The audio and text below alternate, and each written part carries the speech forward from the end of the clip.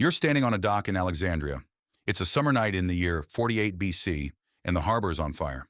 Julius Caesar, trapped in the city, outnumbered, fighting a war he didn't plan for, has ordered his men to torch the Egyptian fleet. The flames jump from ship to ship, then to the rope, then to the warehouses along the water, and somewhere in that smoke, scrolls begin to burn. This is the image you've been handed your whole life. The night the Library of Alexandria died. The single catastrophic fire that erased the wisdom of the ancient world in one terrible evening. A villain. A flame. A loss so clean you can almost picture it. There's just one problem. It isn't true. Not the way you think. Not in one night. Not by one man. The story of how the greatest library in history disappeared is not really a story about fire at all. It's something slower and far more unsettling, because it's a story that is still happening right now to things you care about. But let's start with the lie, because the lie is beautiful and you should understand why we keep telling it. Here's what the library actually was. Not a building with a dome and a sign out front.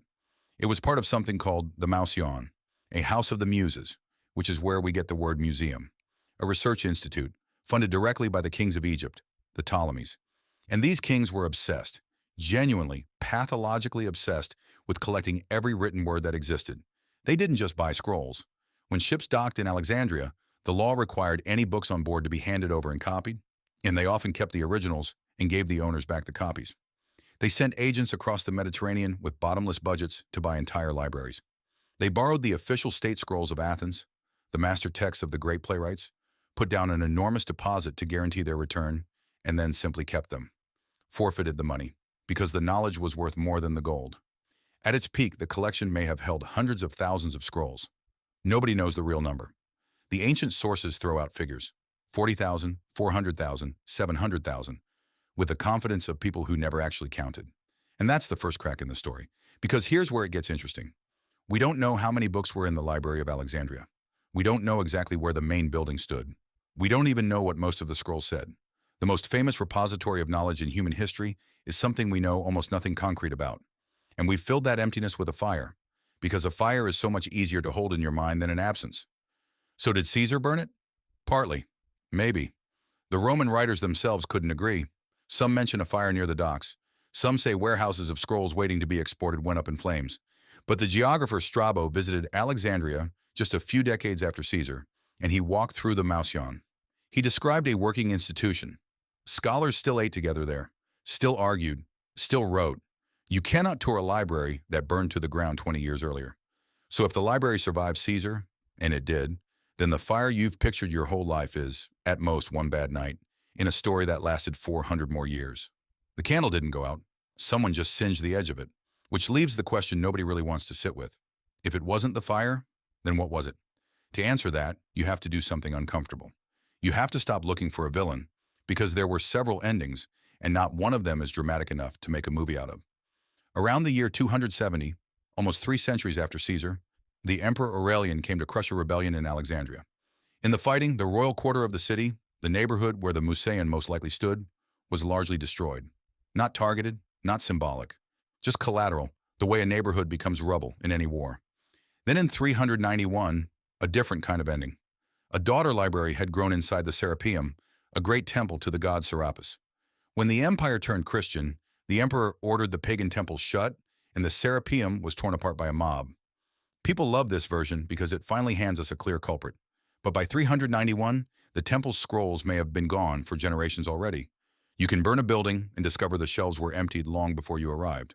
You may also have heard a woman's name tied to all this, Hypatia, the brilliant mathematician murdered by a mob in 415. Her death is real, and it's a tragedy. But she was killed over city politics years after the Serapeum fell, and dragging her into the library's death is just one more way we try to give a quiet collapse a single dramatic face. And then there's the most famous ending of all, the year 642. The Arab armies take Alexandria, and the Caliph Omar is said to have ruled on the books. If they agree with the Quran, they are unnecessary. If they disagree, they are heretical. Either way, burn them. The story claims the scrolls heated the city's bathhouses for 6 months. It's a chilling line. It's also almost certainly invented.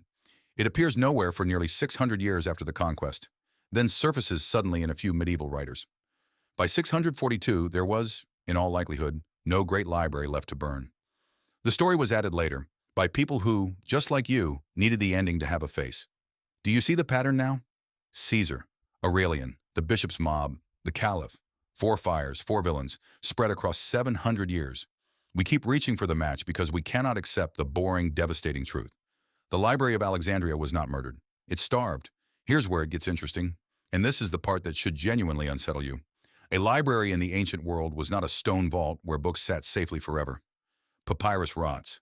In that climate, a scroll might last a couple of centuries before the fibers crumbled, which means the library only existed as long as someone continuously, year after year, paid scribes to copy the dying scrolls onto fresh ones. The collection wasn't an object. It was a process, a heartbeat, and heartbeats can simply stop. There's a detail that gives the whole game away. Egypt's great rival library in the city of Pergamon grew so fast that the Ptolemies panicked and cut off their exports of papyrus to starve the competition. No villain with a torch, just a trade embargo. Knowledge throttled by a supply chain decision. And around 145 BC, over a century before Caesar's fire, a king named Ptolemy VIII turned on the scholars themselves. He saw them as political enemies and expelled them. The brilliant minds scattered to other cities. The salaries dried up. The royal obsession that built the place curdled into suspicion. That's the real wound, not a flame, a budget cut, a trade war, a change of mood at the top, the slow, bureaucratic decision that this expensive, glorious, useless thing was no longer worth paying for. No one wrote down the day the library died. There was no final fire, no last scholar locking the door. There was just a year when fewer scrolls got copied than the year before. And then another, and another, until one generation walked past the empty rooms and felt nothing, because they had never known them full. And that is the thought I can't let go of. We want the fire because the fire lets us off the hook. A fire is an event. It has a date, a villain, a moment you could have stopped. A fire means the knowledge was precious right up until the instant it was stolen. But neglect is worse. Neglect means the knowledge was precious, and we simply stopped showing up for it. No villain, no single night. Just a slow collective shrug stretched across centuries. The library didn't die because someone hated it. It died because eventually, not enough people loved it enough to do the boring work of keeping it alive. That's the real lie. Not who burned it. The lie is the word burned. The lie is that destruction has to be loud. And here's why this should keep you up at night. You are surrounded by libraries of Alexandria right now. The hard drive with the only photos of someone you've lost. A language spoken by a few thousand elders with no one left learning it. The thing your grandmother knew how to do with her hands and never wrote down. None of it will end in a dramatic fire. It will end the way the real library ended. Quietly, on an ordinary day, because keeping it took effort, and the effort stopped feeling worth it. The ancient world didn't lose its memory in one tragic blaze. It lost it the way you lose almost everything that matters. Not all at once, a little at a time, in the gap between meaning to and getting around to it. So the next time you picture that harbor on fire, let it go. It's a beautiful story, and it's mostly a comfort we invented. The greatest library that ever existed didn't burn. It was forgotten, one unpaid scribe at a time. And the only question that really matters is the one nobody in Alexandria thought to ask in time: what are you forgetting to copy?